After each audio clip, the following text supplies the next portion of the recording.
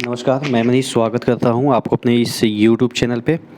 दोस्तों, आपके सामने एनसीईआरटी के कुछ महत्वपूर्ण बायोलॉजी के प्रश्न हैं। ध्यान दीजिएगा, थोड़ा सा स्टैंडर्ड है, मैं एक-एक ऑप्शन को डिस्कस करूंगा, तो पेशेंस रखिएगा तो समझ में आएगा, नहीं तो थोड़ा सा आपको दिक्कत होगा, क्योंकि ये सब चीज़ें आपको लूसेंट में कहीं नहीं दिखने को मिलेगा। ठीक है, पहला क्वेश्चन देख लेते हैं। नींबू में जो कैंकर रोग होता है वो किसके कारण होता है? जीवाणु के कारण होता है, विषाणु के कारण होता है, या फंगस, या नन ऑफ दीज। यानी कि जीवाणु बोले तो बैक्टीरिया के कारण होता है, या आपके वायरस के कारण होता है, या फंगस के कारण होता है, या नन ऑफ दीज। तो देखिए, जो नींबू है उसमें जो कैंकर रोग होती है वो जीवाणु यानी कि बैक्टीरिया के कारण होती है। अब अगर हम डीप में पूछा जाए कि हालांकि सिर्फ एनसीईआरटी में ये दे रखा था कि जीवाणु के कारण नींबू में कैंकर रोग होता है, लेकिन मैंने थोड़ा सा इसको इलेबोरेट कर रखा है कि कौन से बैक्टीरिया के कारण होता है। ये आपके बैक्टीरिया ज़ैंथोमोनास एक्सोनोपोडिस, ठीक है, एक्सोनोपोडिस के कारण, ठीक है, पोडिस के कारण ये आपका नींबू में कैंकर होता है। अब ये आपको तो समझ में आ गया कि चलो नींबू में कैंकर होता है, लेकिन नींबू में कैंकर होता है तो दिखता कैसा है? आप देखेंगे यहाँ पे स्क्रीन पे आपको दिख रहा होगा कि जो साइट्रस कैंकर डिजीज इसको हम कह सकते हैं, ठीक है, क्योंकि साइट्रस एसिड इसमें पाया जाता है। अब देखिए, नींबू में क्या होता है कि आप यहाँ पे स्पॉट देख सकते हैं, इस तरह के स्पॉट पड़ जाते हैं, पत्ती में भी स्पॉट पड़ जाएंगे, और आपके यहाँ इसके जो फल होते हैं नींबू के उसमें भी इसमें इस तरह के स्पॉटेड स्ट्रक्चर हो जाते हैं, जिसको ही हम क्या कहते हैं? Canker disease. ठीक है, देखिएगा, ठीक है। और ये किसके कारण होता है? ये आपके बैक्टीरिया के कारण होता है। तो मुझे लग रहा है कि ये चीज़ें समझ में आ गई होगी कि जो नींबू में कैंकर रोग होता है वो किसके कारण होता है? बैक्टीरिया के कारण होता है। और कैसा दिखता है वो मैंने आपको बताया, और किस बैक्टीरिया के कारण होता है इतना मैंने आपको जानकारी दे दी। आशा करते हैं चीज़ें समझ में आ गई होगी। ठीक है, अगला क्वेश्चन की ओर बढ़ते हैं। भिंडी की जो पीत रोग होता है वो किसके कारण होता है? भिंडी में जो पीत रोग होता है वो वायरस के कारण होता है, बैक्टीरिया के कारण, फंगस, या नन ऑफ दीज। तो जो भिंडी में पीत रोग होता है वो किसके कारण होता है? वायरस के कारण। अब पीत मतलब क्या होता है? पीत मतलब पीला। आप कहते हैं ना कि शरीर पीत जैसा हो गया, यानी कि पीला हो गया। तो यानी कि भिंडी में भी कुछ ना कुछ पीला हो रहा होगा। अब भिंडी में कैसा पीला हो रहा है वो देखने की कोशिश करते हैं कि जो भिंडी में पीत रोग लगती है उसमें ये चीज़ें कैसी दिखती है। आपको मैं दिखाऊं तो ये देखिएगा, ये भिंडी में पीत रोग लग गया। अब देखिएगा यहाँ पे पीत सीरा रोग भी कह सकते हैं इसको। इसमें क्या होता है कि ये वाला जो आप देखेंगे इसकी पत्ती, ये पीला पीला हो गया, ये पीला पीला हो गया, तो इसी को कहते हैं पीत रोग। ठीक है, हालांकि ये हरा हरा होना चाहिए लेकिन ये पीला पीला हो गया, तो यही है भिंडी में पीत रोग। अब पूछा गया है कि जो ये है वो किसके कारण होती है? तो ये जो पीत रोग होती है वो वायरस के कारण होती है। और ये फैलाता कौन है ये भी पूछा जाता है। तो ये जो भिंडी में ये जो पीत रोग फैलाता है इसका वाहक के बारे में पूछा जाए तो इसका सफ़ेद मक्खी, वाइट फ्लाई आप कह सकते हैं, इसका वाहक होता है। तो मुझे लग रहा है कि इससे जितने भी जानकारी आपको चाहिए थी वो मैंने दे दिया। तो देखिए, आपके एनसीईआरटी में क्या है कि सिर्फ एक चीज़ दे रखा है कि पीत रोग किसके कारण होती है। अब थोड़ा सा आगे बढ़ के आप इधर उधर के भी नॉलेज तो रखेंगे तभी तो आप एग्ज़ाम क्लियर कर पाएंगे। तो मैं एनसीईआरटी को तो कवर करता ही हूँ, उससे रिलेटेड और भी क्वेश्चन क्या बन सकते हैं वो भी मैं कवर करने की कोशिश करता हूँ। ठीक है, तो भिंडी में पीत रोग किसके कारण होता है? वायरस के कारण होता है। अगला क्वेश्चन की ओर बढ़ते हैं। इसमें से कौन सेक्सुअली ट्रांसमिटेड रोग है? अब सेक्सुअली ट्रांसमिटेड रोग का मतलब क्या होता है? यानी कि जो सेक्स करने के बाद आप कह सकते हैं आदान प्रदान हो जाता है। तो अगर पहला ऑप्शन की बात करें तो सिफिलिसिस, ट्रैकोमोनिएसिस, ट्राइकोमोनिएसिस, उसके बाद क्लाइडिएसिस, क्लेमाइडिएसिस। ठीक है, क्लेमाइडिएसिस, उसके बाद ऑप्शन है ऑल। तो ये देखिए, ये सभी जो रोग है आपके सेक्सुअली ट्रांसमिटेड रोग हैं। ये आपके एनसीईआरटी में एग्जैक्टली दे रखे थे। अब हमको इससे और भी क्या क्या इन्फॉर्मेशन गेन करनी है कि जो सिफिलिसिस होती है वो किसके कारण होती है? ट्राइको जो रोग होती है, ट्राइकोमोनिएसिस जो होती है वो किसके कारण होती है? और क्लेमाइडिएसिस होती है वो किसके कारण होती है? तो ये वाला जो रोग होती है वो बैक्टीरिया के कारण होती है। सिफिलिसिस होती है बैक्टीरिया के कारण होती है। ट्राइकोमोनियासिस जो होती है वो आपके प्रोटोजोआ के कारण होती है। ठीक है, इससे और भी हम इन्फॉर्मेशन इकट्ठा क्या कर सकते हैं, जो आपके सिफिलिसिस होती है सभी में क्या होता है, शोर होता है, पेन होता है, खुजली होती है, इस तरह के चीज़ें सभी में होती है। आप देखेंगे कि एसिस सभी में है। ठीक है, एसिस सभी में है, तो यानी कि सभी में खुजली होगी, थोड़ा सा आपका जो चमड़ा होगा वो खुरदुरा हो जाएगा, वहाँ पे आपके पैचेज पड़ जाएंगे, यानी कि थोड़ा सा आपका जो ऊपरी चमड़ा है वो ख़राब हो जाएगा और वो आपका मतलब कि ललधुआं टाइप का दिखेगा, छीला छीला सा आपको दिखेगा। ठीक है, मैं अभी सभी का पिक्चर दिखाने की कोशिश करता हूँ। ठीक है, अब जो सिफिलिसिस होती है वो सिफिलिसिस अगला क्वेश्चन में मैंने लिखाया है कि किस रोगाणु के कारण होती है। ट्रोपोनीमा पैलेडियम एक प्रकार का बैक्टीरिया है, उसके कारण होती है। और ये जो क्लेमाइडिएसिस होती है वो किसके कारण होती है, ये आपके होती है एक मिनट, हाँ, ये आपके बैक्टीरिया, कौन से बैक्टीरिया, क्लेमाइडिया ट्रैकोमोनियोटिस। ठीक है, ये यहाँ पे थोड़ा सा यहाँ पे कटा हुआ है, लेकिन आप इसको ध्यान रखिएगा कौन से बैक्टीरिया के कारण होता है। क्लेमाइडिएसिस जो होती है, क्लेमाइडिया नाम से ही पता चल जाएगा, क्लेमाइडिया ट्रैकोमेटियोसिस से एक प्रकार का बैक्टीरिया है, उसके कारण होती है। और आपके ये ट्राइकोमोनियोसिस जो होती है वो आपके ये वाला जो प्रोटोजोआ है जिसके कारण होती है, ट्राइकोमोनास विजाइनिया। ठीक है, इसके कारण आपके ये होता है ट्राइकोमोनियोसिस जो रोग होता है। अब एक एक करके हम सभी जो रोग है उसके जो पिक्चर है कि कैसे दिखते हैं वो देखने की कोशिश करते हैं। देखिएगा, सिफिलिसिस आपको सिफिलिसिस में इस तरह के दिखेंगे। देखिएगा, एकदम से पैचेज हो जाएंगे, यहाँ पे देखिएगा आपके पेट वगैरह में भी पैचेज वगैरह कहीं कहीं हो जाएंगे, पैर में भी पैचेज हो जाएंगे।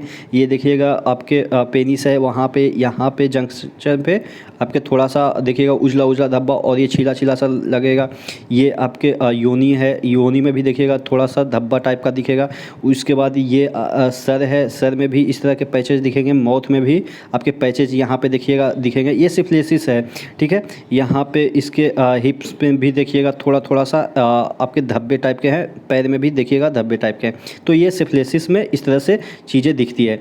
और अगर बात करें यहाँ पे आपके ये हो गया ट्राइकोमोनियोसिस में कैसा दिखता है, यहाँ पे भी सभी में आपको धब्बे ही दिखेंगे। यहाँ पे देखिएगा ये आपके योनि है या आपके पेनिस है, यहाँ पे ये स्पॉटेड हो जाते हैं, ये थोड़ा सा जूम करके यहाँ पे बनाया है। तो ये ट्राइकोमोनियोसिस में इस तरह के चीज़ें स्पॉट ही सभी में दिखते हैं और सभी में जलन ही होता है।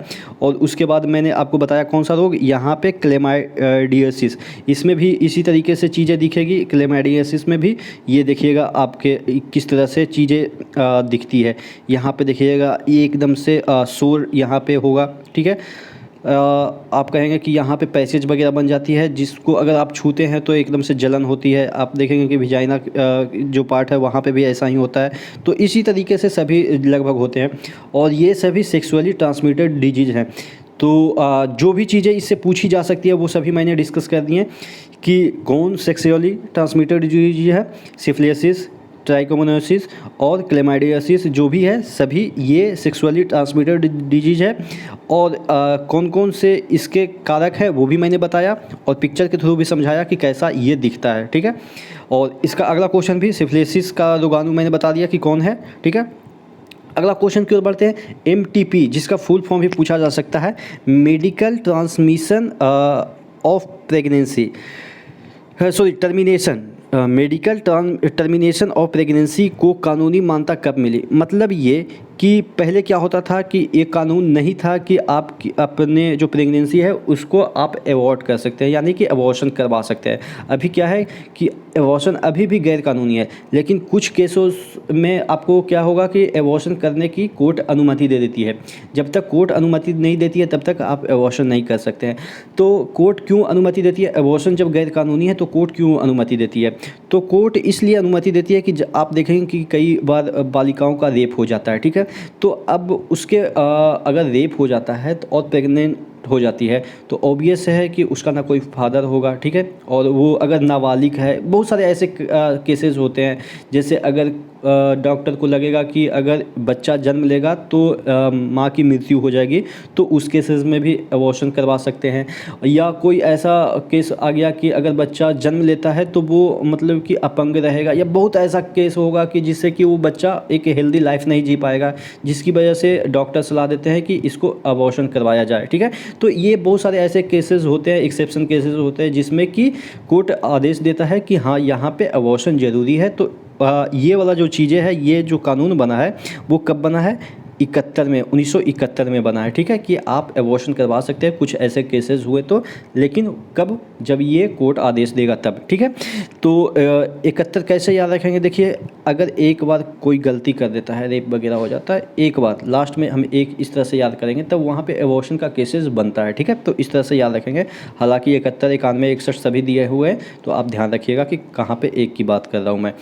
ठीक है, अगला 71 को इस तरह से याद रखेंगे। 71 इसलिए करवाते हैं ताकि 72 यानी कि बेहतर जीवन जी सके। ठीक है, माता बेहतर जीवन जी सके, इसलिए 71 में ये कानून आया। इस तरह से भी आप याद कर सकते हैं, हालांकि आप अपने तरीके से भी चीज़ों को याद कर सकते हैं। ठीक है, अगला क्वेश्चन की ओर बढ़ते हैं। मानव मादा में फैलोपियन ट्यूब की लंबाई क्या होती है? फैलोपियन ट्यूब जहाँ पे ये आपका निषेचन होता है, अंडा का ओवम से निषेचन होता है, तो ये फैलोपियन ट्यूब होता है। यहाँ पे ये वाला जो फैलोपियन ट्यूब यहाँ से यहाँ तक हुआ, उसकी लंबाई क्या होती है? तो फैलोपियन ट्यूब की जो लंबाई होती है 10 से 12 सेंटीमीटर होती है। याद कैसे करेंगे? देखिए, जो मादा, हम लोग का जो मादा यानी कि जो हम ह्यूमन बींग हैं, उसमें जो मादा यानी कि फीमेल हैं, वो 12 माह तक सेक्स कर सकते हैं। लेकिन बहुत सारे ऐसे जानवर होते हैं जो कि 12 माह तक सेक्स नहीं करते हैं। आप देखेंगे डॉगी को 12 माह तक, मतलब कि हमेशा वो सेक्स नहीं करते हैं, उनका एक पर्टिकुलर पीरियड होता है।